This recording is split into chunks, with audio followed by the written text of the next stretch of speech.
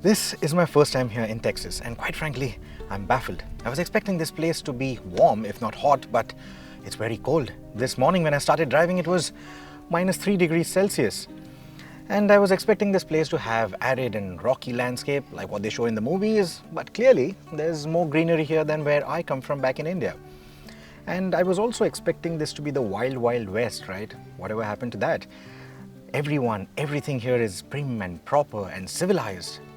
Much like the car I have with me here today, the new GLE. It isn't wild, but then again the GLE never was. It's also quite green for an SUV, and it may not be cold, but it certainly is cool. It is. It may be standing still right now, but when I arrived last evening, it was dancing.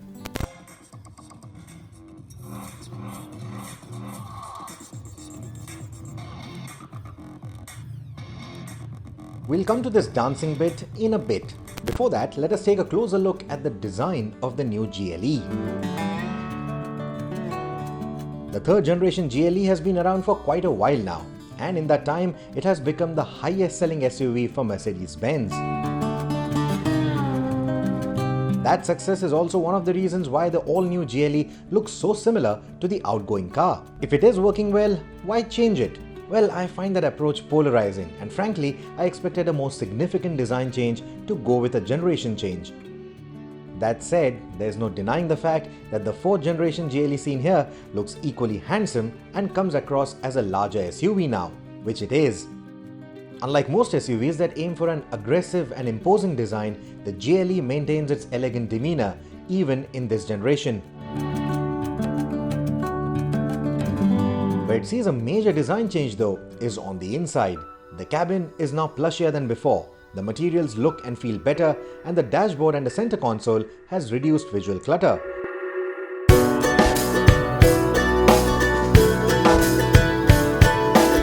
I really like how the design of the cabin has matured. I particularly like the design of the AC vents as well. Gone are those large AC vents that you had, gone are the round AC vents that you had on some other Mercedes-Benz cars, and in comes a completely new design, and I really like it.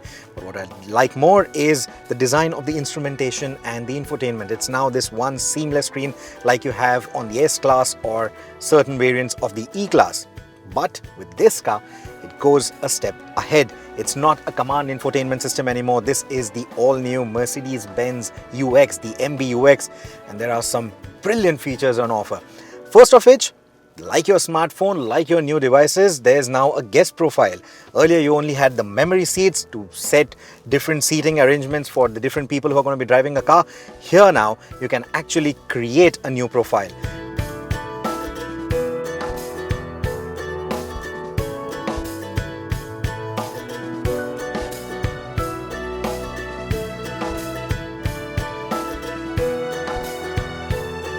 I can actually set my height. I'm going to do that right here. And once I do that, I can actually start positioning, which means that all the different controls in the car, all your various settings like the seat height, the recline, the adjustment of the steering wheel, the rake, the reach, everything, all the wing mirrors, everything is now sort of adapted to my driving position. You can of course fine-tune it the way you want, but this is a really cool feature where it can actually adapt everything for the optimum driving settings. It doesn't end there. What you also get is the energizing comfort control. Now I know we already had that in the S-Class, but it goes a level more, a step extra with the new GLE. So if you have a compatible wearable device, the Apple Watch is not supported as of now, but this will be, as will be other wearable devices. So it can draw all the data like your pulse rate and your fatigue levels and your sleep history, all of that. It can combine that with the driving route that you've selected, the amount of driving time you've already spent in the car, and can actually customize the energizing comfort as per all this data received, which I think is a really cool feature, because depending on your current health condition, your fatigue levels, your driving conditions, it can actually customize the energizing comfort. A very good feature. Hey Mercedes, How can I help you? I'm hungry. Please select an entry. Let's try number 3. The route is being calculated. The MBUX also has new gesture controls which Mercedes-Benz likes to call interior assist. It doesn't control audio and telephony like BMW does. Instead, you can switch on the reading lamps by simply extending your arm towards it, or by simply pointing two fingers at the screen, it can launch a customizable favorite function like a GPS shortcut or a radio channel or maybe a phone call. It is a cool feature that can intelligently differentiate between the driver and the passenger and then differentiate the functionality as per which of the two is extending their arm. And it doesn't get fooled. This works best even for the personalized massage functions, should you need one while seated in these plush seats. The Mercedes-Benz pulled off a stunner when they introduced the exclusive long wheelbase version of the E-Class in India, and there's certainly no beating the fact that it offers ample space in the rear seat. But if you think that the seating of the E-Class is a little too low for your liking, then the GLE could actually make a lot of sense, because the seating on this is certainly not as low as the E-Class, but it is lower than the outgoing GLE, and ingress and egress is also quite easy. Like I said, beating that space is obviously not going to happen, but now because there is 80 millimeters extra between the wheels, the wheelbase is now longer by 80 millimeters, you have a lot of space in here. Now, just the way the E-Class tried to mimic the luxury and the space offered by the S-Class, the GLE tries to mimic the GLS on the adjustability of the second row seating, which means if you think that this legroom is not enough, you can increase it by a fair bit. You can also choose to customize the recline angle for the seating. So in terms of comfort, even for the chauffeur-driven type, the GLE offers plenty of it.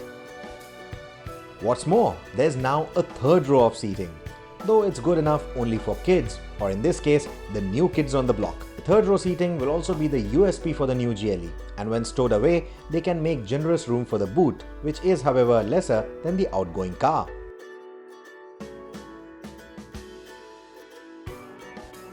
The new GLE comes with 4 engine options now, 3 diesels and a petrol, most of which are expected to make their way to India and replace the current 250D, the 350D and the 400 petrol.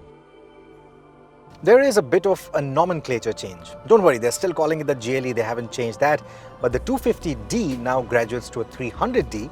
The 350D badge gets a little more power, a little more torque, and the range topper for the diesel lineup is now a 400D. And the 400 petrol is now a 450.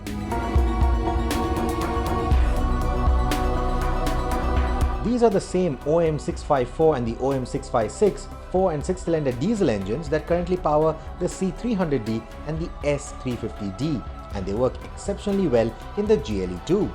All engines come mated to the familiar 9-speed gearbox, which too is more responsive now. The lag that we had complained about in the GLE 250D is now ironed out with the new 300D, and the power delivery now feels more linear and eager in comparison. The base 300D is now a Delhi Whims and Fancy's safe sub 2 litre 4-cylinder engine. It puts out about 245 PS of power, so that is up from the 204 PS that you had on the 250D. The torque remains unchanged at 500 Newton meters, but with the additional power, it is now quicker to reach 100 kilometers an hour. It has better top speed, while at the same time maintaining lower CO2 emissions and higher fuel economy. So, good news all around.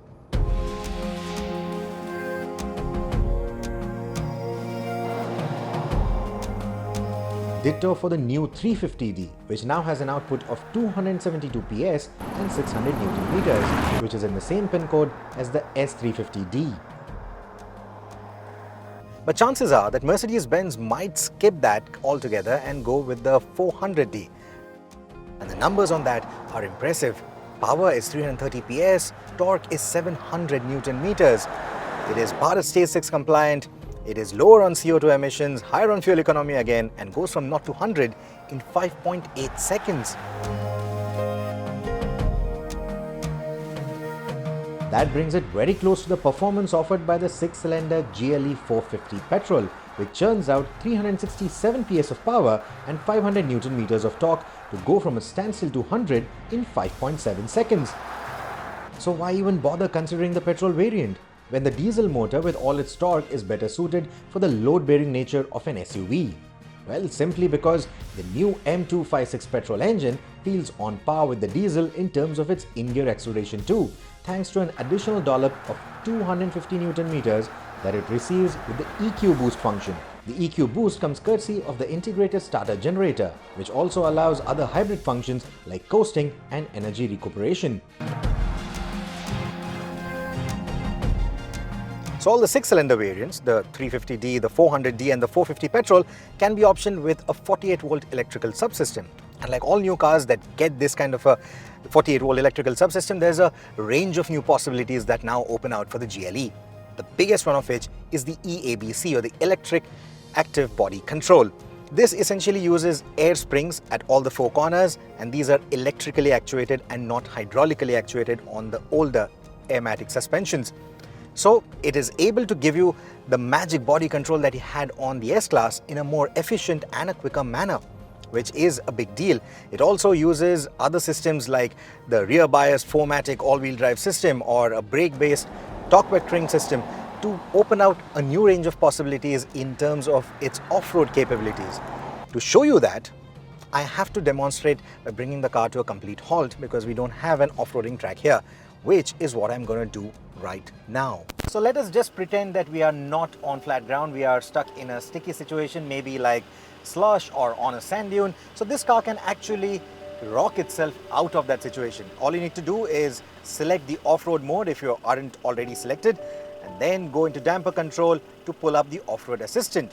There you go into free driving assist and you hit start, and the car will start rocking itself for 30 seconds, and it just gets a little more intensive as the time builds up, and you can then just drive out of that sticky situation. And because we are just pretending, I'm going to stop this and move on to the next function, which is the individual wheel control. So individual wheel control is more like lifting one corner of the car, controlling each and every wheel separately. This will come in handy when you're again out on, say, rocky terrain or with a lot of undulations, extreme undulations, where you might need to lift a wheel or free a wheel. That is where you can literally control each wheel. You can see the left one going down, you can bring it back up, you can take it down again. It essentially has complete individual control over all the 4 wheels, and that is what you saw when I showed you the dancing car. So if all of you ask me about it, what the dancing car function was, well, this is what it is. So with all these technologies, does this become a very hardcore off-roader? I'm not yet sure because I have not put them to test. Will it be a good replacement for something like a Galant wagon off the road? Again, I'm not too sure because I have not put it to test. But what I can tell you is it can be a very good replacement for the Galant wagon, at least in the hip-hop and rap videos. The Electric Active Body Control, or EABC, essentially controls the rebound and damping forces on each wheel to achieve such movement. It also puts it to use on the road for an S-Class rivaling ride, where the body remains flat and independent of the movement of the wheels. Like the S-Class convertible, it can also lean into a corner when you activate the curve function. It's surreal for a 2.2-ton luxury SUV and needs getting used to, but makes driving around twisties all the more involving. Option the car without the 48-volt subsystem though, and you will have to let go of the EABC tricks. You do, however, get the conventional airmatic suspension, and contrary to what I usually recommend, I strongly recommend ticking that airmatic option when the new GLE comes to India. In contrast, the steel springs and the multi-link suspension on the base 300D that we sampled had a noticeably harsh ride, which could only get harsher in India. On the conventional airmatic, there is a bit of squat under acceleration and nosedive under braking, but nothing too unusual for a large SUV like this.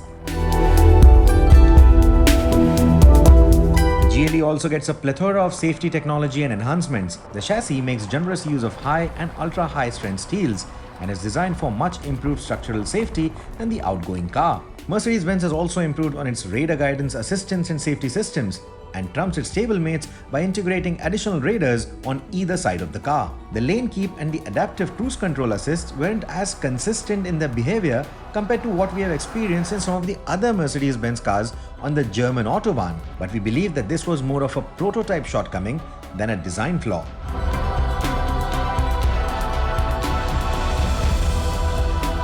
Overall, the new GLE is a major step up from the outgoing car. both in terms of kit as well as the level of luxury that it offers. Technology like the EABC, the low emissions even on the diesels, and improved safety technology all around give the new GLE enough ammunition to blow the competition out of the water. It arrives into India by mid-2019, shortly after its global launch. And apart from the upcoming BMW X5, I can't think of any other car in this space that has the potential to challenge the GLE from succeeding.